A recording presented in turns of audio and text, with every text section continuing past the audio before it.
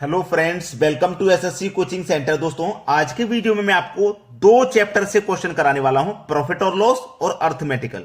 ठीक है, हर वीडियो में मैं अधिकतर ऐसा ही कर रहा हूं जिससे कि आपका जो एग्जाम है ना वो जल्दी से नजदीक आ रहा है और आपको एग्जाम की तैयारी बहुत जल्दी करनी है। तो मैं ये शॉर्ट तरीके से बता रहा हूं ताकि आपका एग्जाम कम समय में पास हो जाए। चलिए, प्रश्न है पहला, किसी वस्तु को 56 रुपए में बेचने पर उतना ही प्रतिशत लाभ होता है जितना वस्तु का क्रय मूल्य है। वस्तु का क्रय मूल्य क्या है? भाई देखो, जितना वस्तु का क्रय मूल्य है उतना ही फायदा हो रहा है। जैसे मान लो वस्तु का क्रय मूल्य 100 रुपए है तो फायदा भी 100 ही रुपए का हो रहा है। ठीक है, ये कहने का मतलब है। लेकिन क्रय मूल्य है कितना? हम ये कैसे पता करेंगे कि क्रय मूल्य है कितना? इसको पता करने के लिए मैं आपको एक छोटी सी ट्रिक बता रहा हूं कि आपको 56 रुपया दिया गया है, आप बेच कितने में रहे हो? 56 रुपए में। सेल कितने में कर रहे हो? किसी वस्तु को 56 रुपए में बेच रहे हो। ठीक है, तो इस 56 का आपको फैक्टर करना है। इस 56 का आपको क्या करना? फैक्टर। तो फैक्टर क्या हो जाएगा? 14 चौके 56, 14 गुने 4 56 होता है। ये फैक्टर हो जाएगा। ठीक है, और फैक्टर और भी हो सकते हैं। 8 सत्ते 56। भाई देखो, 8 गुने 7 ये भी 56 होता है। तो फैक्टर हमें किस फॉर्म में करने हैं? हमको फैक्टर ऐसा करना है जिनके बीच का अंतर 10 आ जाए। तो 14 और 4 का अंतर 10 है। हमको फैक्टर ऐसा करना है जिन संख्याओं के बीच का अंतर 10 हो। तो 14 और 4 का अंतर 10 है, हमको ऐसा फैक्टर करना है। समझ में आ गया? चलिए, 56 रुपए बेचने पर उतना ही प्रतिशत लाभ होता है जितना वस्तु का क्रय मूल्य। तो क्रय मूल्य बता दीजिए क्या? अब तो बताता आसान है। हमने फैक्टर किए, हमने क्या किया? 56 के फैक्टर कर लिए। फैक्टर थे 14 और 4 का। हमने चेक भी कर लिया, अंतर हमेशा 10 होना चाहिए। फैक्टर का अंतर हमेशा 10 होना चाहिए। अगर 10 है तो सवाल सही है। ठीक है, बोला है वस्तु का क्रय मूल्य। देखो, जब प्रश्न में लाभ दिया जाए, कभी लाभ होता है कभी हानि भी दिया जाएगा प्रश्न में, तो लाभ और हानि में आपको एक ही चीज याद रखनी है। ठीक है, कि लाभ है, जब लाभ होगा ना, जब लाभ होगा तो आपको छोटी वाली संख्या के आगे जीरो बढ़ाना है। छोटी वाली संख्या के आगे जीरो। तो 14 में और 4 में छोटी वाली संख्या के आगे जीरो बढ़ाना है, यानी कि छोटी संख्या 4 है, इसके आगे जीरो बढ़ा दीजिए। ये आपका आंसर हो गया। सवाल यही खत्म। अब मैं इसको चेक भी करवा के दिखा सकता हूं। यानी कि वस्तु का क्रय मूल्य क्या है? 40 रुपए है। कितना? 40 रुपए। अब 40 का 40% निकाल लो। परसेंट का मतलब बटे में 100। तो 2 जीरो से 2 जीरो कट जाएंगे। 4 चौके कितना हो जाएगा भैया? ये 16। 16 हो गया ना? 4 चौके कितना हो गया? ये 16। 16 हो गया ये, और हमारा ये 40 कितना है? 40 हो गया ये। दोनों को जोड़ दो, 16 और 40 को कितना हो जाएगा? 56।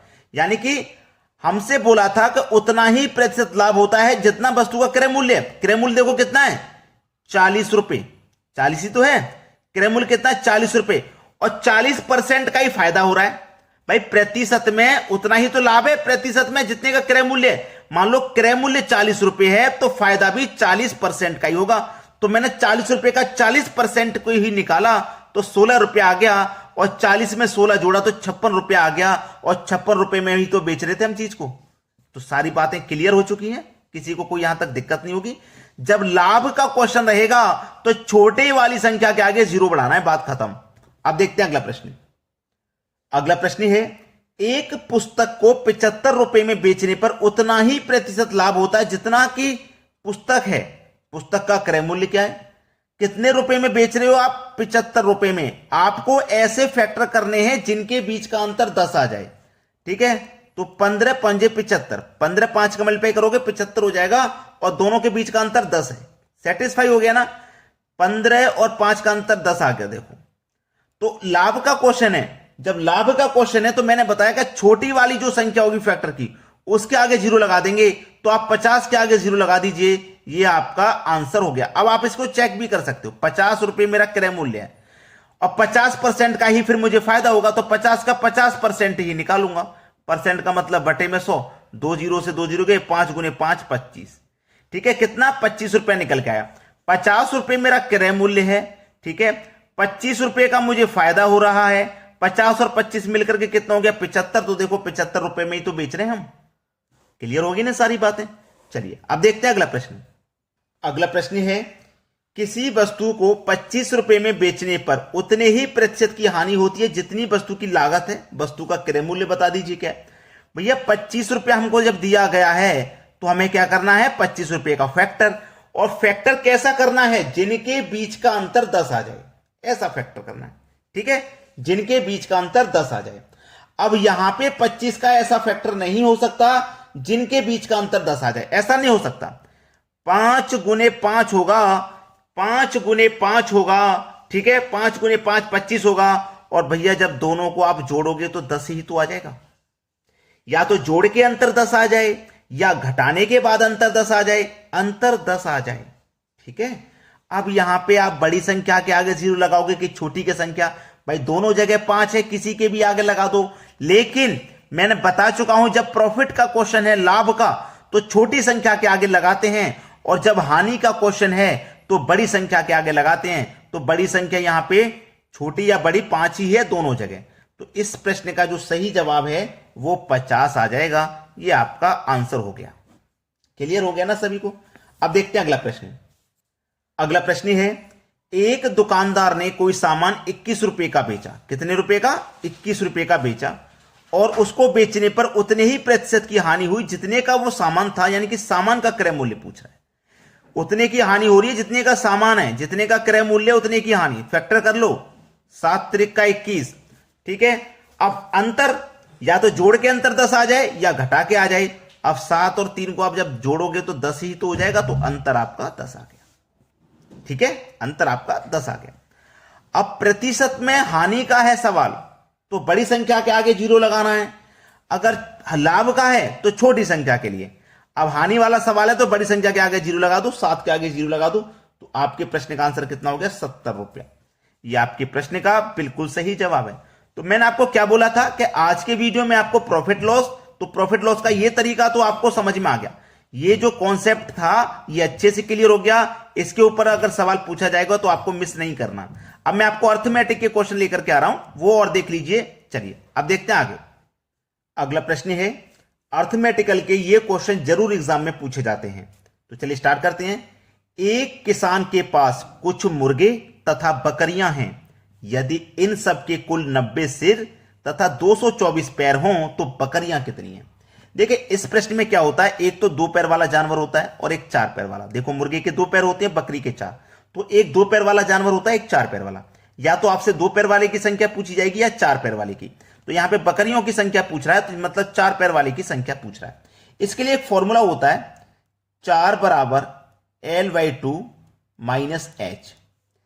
4 बराबर मतलब 4 पैर वाले की संख्या निकलेगी इस फॉर्मूले से, 4 पैर वाले की। ठीक है, तो 4 निकालो। एल का मतलब लेग, लेग मतलब पैरों की संख्या, तो पैरों की संख्या है 224 divided by 2 minus H. H मतलब हेड, हेड की संख्या, सिर की संख्या 90 है। ठीक है, चलो 4 बराबर, अब देखो 2 से मैं इसको कटाऊंगा तो 2 एक कम 2, 2 एक कम 2, 2 दूने का 4, 112 बार में कट गया। माइनस कर देंगे 90 को, तो 4 बराबर कितना निकल गया है? 112 में से आप 90 को माइनस करोगे तो आपके पास बचेगा 22। मतलब 4 पैर वाले जानवर कितने हैं? 22 हैं। बकरियों की संख्या पूछी थी, 4 पैर वाले जानवर बकरी हैं, तो बकरियों की संख्या है 22। पहला ऑप्शन हो गया सही जवाब। अगर इसमें 2 पैर वाले की पूछे तो फिर कैसे बताएंगे? हमारे पास टोटल सिर कितनी है? 90, जिसमें से बकरी के सिर हैं टोटल 22। तो 90 में से 22 आपको घटा देने हैं, आपके पास बचेगा 68। मतलब आपके पास मुर्गे हो जाएंगे 68। इस तरीके से आप 2 पैर वाला निकालोगे, क्योंकि टोटल आपके पास 90 सिर हैं, जिसमें से बकरी के 22 हैं, तो जो बचेंगे वो मुर्गे के होंगे। तो इस तरीके से आप 2 पैर वाला निकालोगे, वरना इस फॉर्मूले से तो 4 पैर वाले की संख्या निकलेगी हमेशा। समझ में आया ना? चलिए अब देखते हैं अगला प्रश्न। अगला प्रश्न है, एक जंगल में कुछ तोते तथा बाघ हैं। यदि उनके कुल 1746 पैर तथा 858 सिर हों तो तोतों की संख्या कितनी है?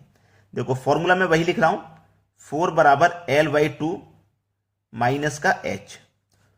4 बराबर L यानी कि पैरों की संख्या है 1746 divide by 2 minus head, head है आपके 858। ठीक है, 4 बराबर 2 से कटाएंगे इसको, 2 अट्ठे 16, एक बच्चे का 14, 2 सत्ते 14, 2 त्रिक का 6, माइनस कर दो 858 को। ठीक है, इसमें से इसको डिवाइड किया तो इतनी बार गया, माइनस करना है ये, तो 4 पैर वाली संख्या निकल के आ जाएगी। 873 में से 858 को माइनस करेंगे, तो 873 में से 858 को जब हम माइनस करेंगे तो कितना बचेगा भाई? 15। देखो 3 में से 8 घटाऊंगा नहीं जाएगा, 13 में से 8 जाऊंगा 5, 6 बचा, 6 में से 5 जाएगा 1, 8 बचा, 8 में से 8 जाएगा 0। इसका मतलब 4 पैर वाले जानवर की संख्या 15 है। ठीक है, 15। हमसे तो पूछ रहा है तोतों की संख्या, यानी कि 2 पैर वाला जानवर है ना, 2 पैर वाला। तो हमारे पास टोटल सिर कितने हैं? 858, जिसमें से 15 सिर हैं हमारे पास 4 पैर वाले के। 4 पैर वाला जानवर कौन सा भैया? बाघ, यानी कि बाघ है 15। तो मैं टोटल में से बाघ को माइनस कर दूंगा तो जो बचेगा वो तोते हो जाएंगे। तो 8 में से 5 जाएगा 3 और 5 में से 1 जाएगा 4 और ये 8, मतलब 843 हो जाएंगे तोते। तोते कितने हो जाएंगे? 843, यानी कि डी ऑप्शन हमारे सवाल का बिल्कुल सही जवाब हो जाएगा। अब देखेंगे अगला सवाल।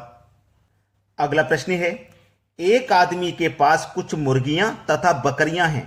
यदि इन सब के कुल 240 सिर तथा 640 पैर हों तो मुर्गियां कितनी हैं? अब ये प्रश्न मैं आपको होमवर्क के लिए दे रहा हूं। ठीक है, आप सभी इस प्रश्न का आंसर करके कमेंट बॉक्स में जरूर बताएं, जरूर कमेंट करें। तरीका मैंने आपको बता दिया है, उसी फॉर्मूले से करिएगा, आंसर सही आ जाएगा। इसीलिए प्रैक्टिस के लिए मैंने आपको ये क्वेश्चन दिया है, तो सभी बच्चों को ये प्रश्न करके कमेंट बॉक्स में इसका आंसर बताना है। ठीक है, आपको वीडियो कैसे लगते हैं हमारे, इस बात के लिए भी कमेंट में बता दिया करें। ठीक है दोस्तों, चैनल पर नए हो, सब्सक्राइब नहीं किया अभी तक आपने चैनल को, तो सब्सक्राइब करके बेल आइकन का बटन दबा लें ताकि हम जो भी वीडियो अपलोड करें उसका नोटिफिकेशन आप तक जरूर पहुंचे। और लाइक नहीं किया वीडियो को तो लाइक जरूर कर दें। ठीक है दोस्तों, धन्यवाद।